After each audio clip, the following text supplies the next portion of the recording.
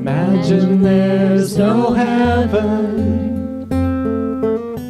It's easy if you try.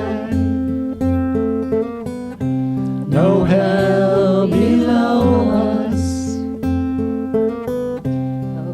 Above us only sky. Imagine all the people living for today. Imagine there's no countries. It isn't hard to do. Nothing to kill or die for, and no religion too. Imagine all the people living life in peace. Imagine there's no countries, nothing to kill or die for. Imagine all the people living life in peace. So when was that written? Any idea? 60s maybe? Yeah, 60s, 70s, a long time ago, right? And we're still imagining that, aren't we? We're still holding to that. And we keep getting that message from so many different places. So who saw Wonder Woman? A few of you. Yeah. Well, as I watched that movie, the underlying message that Imagine brings to us kept coming to me. And so today's talk is Discover the Power, because that's what Wonder Woman had to do. Diana, as Wonder Woman was known, grows up in a place like Eden. It's an island of beauty and innocence, a fairy tale world, hidden from the real world. I'm not going to give any of the movie away for those who haven't seen it. And as I'm talking, relate this to a bigger picture. So growing up, she's not told who she really is. She's not told that she's the daughter of a god, Zeus. She's not told about the power she has, and she has to discover it herself. Now, in Greek mythology, Zeus is the father of humankind. And he's created humankind to be wise and good and just. And Zeus is also the god of the skies who rules the world. Does any of that sound a little familiar? So if we look at our infancy, if we look at our childhood, before we understood the world of adults around us, wasn't that an Eden-like place? Weren't you separated from the outer world in an innocence where you had no concept of bad or evil? We know that Carol Ann's little baby, how old is she now? And how much does she weigh? 6 pounds. She was a preemie. She's living in that Eden, isn't she? That place of purity, that place of innocence, that's where we come in. She's separate from all those things we know now that stress us out. Most of us, like Wonder Woman, like Diana, grow up not being told who we really are. When's the first time you heard you were a child of God? When's the first time you heard that if you go within, you have powers that you have to discover? Diana grew up in this, but little by little, she started to realize that she could do things a little differently, that she had more and more power. And when finally she was told by the adults about the power she had, she decided it was her job to save the world. Do you ever feel like you had to save the world? Had to have that feeling go through you? So she leaves this Eden, she leaves this island, and it's during the time of World War I, and she goes to the front lines of the war. And there she witnesses something that she didn't expect to see. Because she's told humans are good, humans are kind, they're just. But here they are fighting, killing each other. Women and children are suffering. People are dying. And she wants to stop. She wants to help. You ever had that feeling? And so one of her comrades, someone else that's sharing the battle with her, says, as she goes to help, she says, "We can't save everyone in this war. This is not what we came to do." And she answers, "I know, but it's what I'm going to do." You ever have someone tell you, "Don't bother with that. Don't waste your energy on that"? And did you feel, yeah, but this is what I'm going to do? Yeah. And Wonder Woman, Diana believes that humankind has been corrupted by the God of wars. That they can't help themselves if they're behaving this way. That he's just turned them bad. Her job is to protect humanity by destroying Ares, the god of war, the source of evil.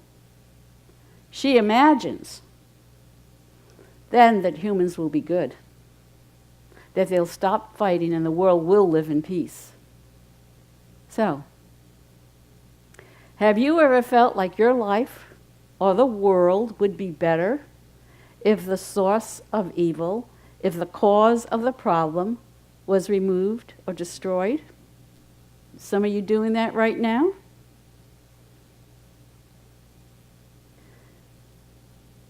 Have you ever set out with the good intentions to help someone, to help a cause, and found that no matter what you do, you can't change that person and you can't change the situation?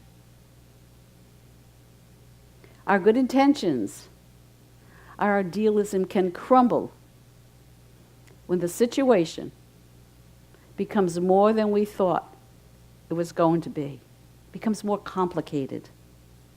So we can do things. We can turn cynical. We can stick our fingers in the ears and go, nah, nah, nah, nah, nah, right? Like the kids do. We can bury our head in the sand, make believe it's not happening.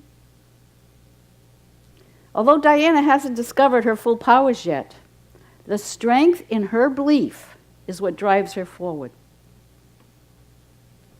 If we look at this scripture in John 14:12, it reads, "The one who believes in me will also do the works that I do, and in fact will do greater works than these."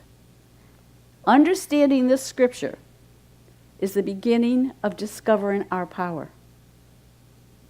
Because our power, this power that we have within us, begins with our beliefs. First of all, ask yourself, do I truly believe I am a child of God? That I have a spark of divinity within me? That I'm more than just human? And then ask yourself, do I believe that within me is an undiscovered potential? Because this is the belief that propels us forward in today's world. It is our belief that helps us overcome any challenges that come up for us in our personal life, in our community, in our government, in the world. So Diana, facing a conflicted belief about humankind, and she's in World War I, she's in those trenches, and she climbs out of those trenches. And what's on the other side of the trenches? With strength, with determination, she steps onto, you know it, no man's land. The place in between the two lines that nobody could go. And she does this as those she vowed to protect are firing upon her and trying to kill her. If I have the picture up behind, you can see that determination. This part of the movie really touched me because, to me, it's that moment that I realize if I focus, if I have an intention, I can do it. And nothing is going to hurt me. Nothing can touch me. So crossing that field, crossing that no man's land, what happens, just as we do when we start moving into a challenge, we find that there's more power that we didn't know we had. And she's finding this as she goes across the field. And nothing can stop her. Nothing can stop us. And she realizes something. She awakens to a new realization that this fight is not simply against a single antagonist, but against the power behind the war itself. So break this down into your life. Think about maybe a challenge that's going on in your life right now. Maybe a challenge that's going on in the world. Something that you feel you're up against. And maybe we identify it with a single person. It's somebody else's fault. We're blaming somebody else. It's time to look underneath that, not blame one single person. Not blame that family relative that you think has started all the problems in your family, or the coworker that you think is making your life miserable. Look under it. What's the underlying problem, the source? It's usually a belief system. It's usually core values. It's usually a system that has to be changed, not an individual person. So what did Diana do? What do we do? She didn't abandon her principles. One power, one presence, a spark of divinity within all of us.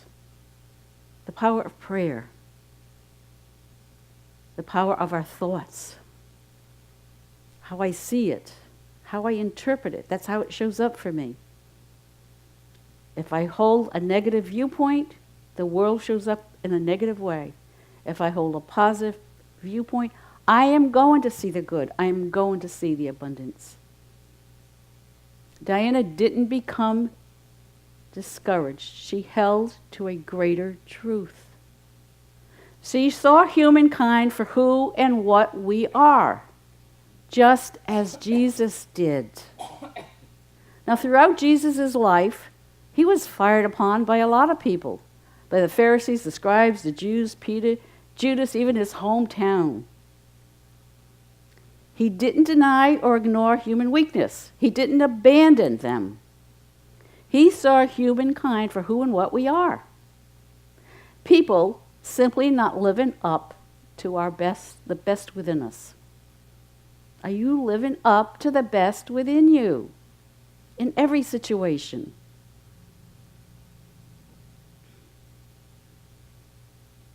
So is there someone or something now or in your past that you've tried to help that fired upon you? That rejected your efforts? How did you respond? How are you responding? Did you or are you abandoning your beliefs, or are you expanding on them?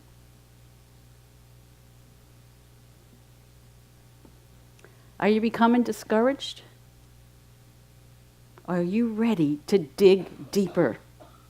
Are you ready to go within and discover that power within you? Moving out of Eden, that innocence of childhood, on our way to heaven, on the way to peace, we may have to cross no man's land. And we can't save everyone along the way. Some people aren't ready. Some people need to go through their stuff. But you know what? That's what we're going to try to do anyway, just like Wonder Woman, right? Unity teachings tell us to see the divine in others, even when they can't see it themselves. So what does that mean? That's easy to say, but what does it mean? It means however this person looks, however this situation looks, can I look beyond it? Can I know that that person is struggling just as I am? That they would be doing better if they knew how? It takes a lot. But that's our job. Or we wouldn't be here, sitting here this morning. There's a part of us that's willing to start doing that. When I measure another human being from my human viewpoint, I'm going to see all their limitations I'm going to see all kinds of things wrong with them. Just as they're going to see all kinds of things wrong with me if they're looking from their human self, right? We kind of get this tunnel vision. It's just like the people in the war Wonder Woman was in.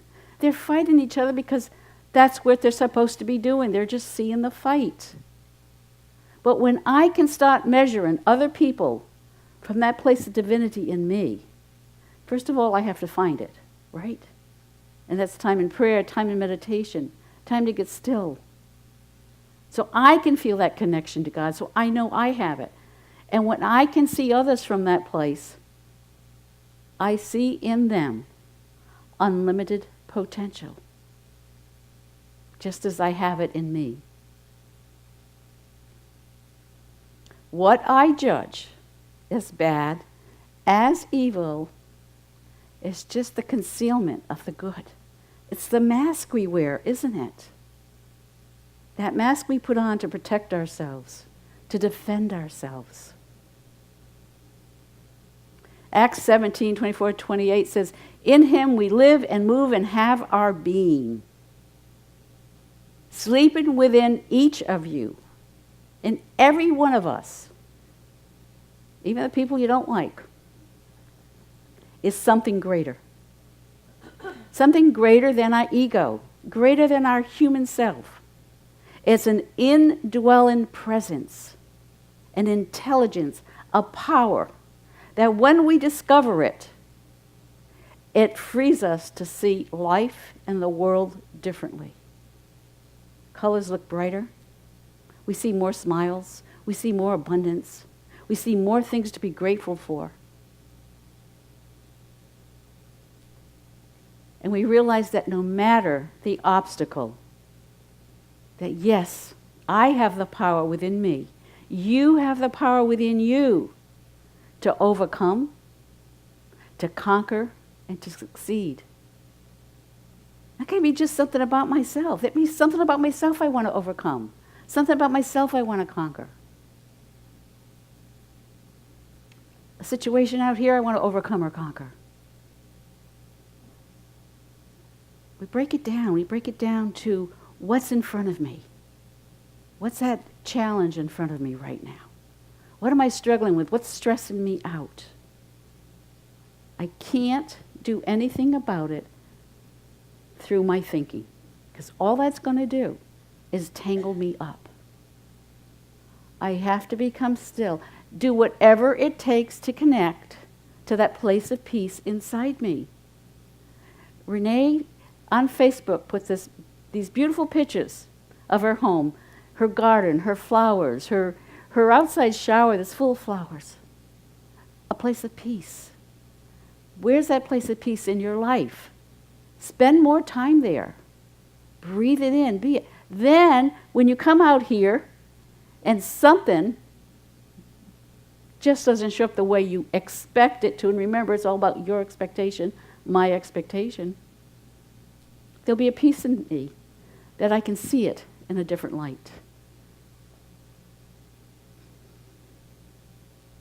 The underlying message in Wonder Woman. Now, this is me. This is what I got out of this movie. I did not expect this. It's the same message that Jesus brought. It's a message of unconditional love, no matter what. A love at a higher level of consciousness. People are trying to kill her, and her job is to protect them. People killed Jesus. His job was to love them. The message of unconditional love is love at a higher level of consciousness. It's not our human love we're talking about. With all the division and chaos in our world today, it's nothing new. It just keeps changing names, right?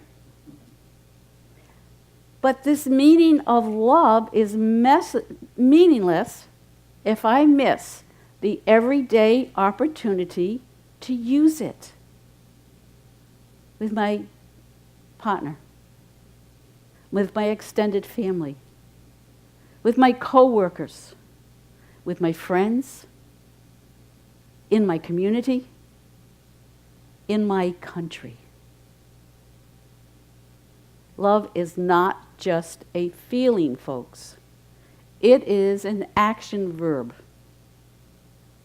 Just believing in love isn't enough to change another person or the world. One of the lines I loved in this movie, the person that was fighting the battle with Wonder Woman, he said to her, "My father said, when you see there's something wrong with the world, you can do nothing or something. I've already tried nothing." Like Wonder Woman and like Jesus, our mission is to recognize the good, to recognize the divine in humankind, even when they're behaving less than good and kind. It's a big message, isn't it? It's a powerful message. That's the message this movie brought. When Diana was still on the island, when it was first discovered, the person discovering it said, "What is this place? Who are you people? What is this place? Who are we people?" Here's what she said: "We are a bridge to a greater understanding." You, each and every one of you, are a perfect child of God. You are strong, you are confident, you are capable, you are fearless, and you have the ability to do all that needs to be done. And you can make it your mission to be a bridge of truth principles. Not human principles, truth principles. To your family, to your friends, to your community, by being a demonstration of a higher love, by being kinder, more compassionate. And that's doing something. Within each and every one of you is a Wonder Woman, is a Wonder Man who can overcome and conquer anything. Today, this week, I challenge you to discover the power within. God bless you.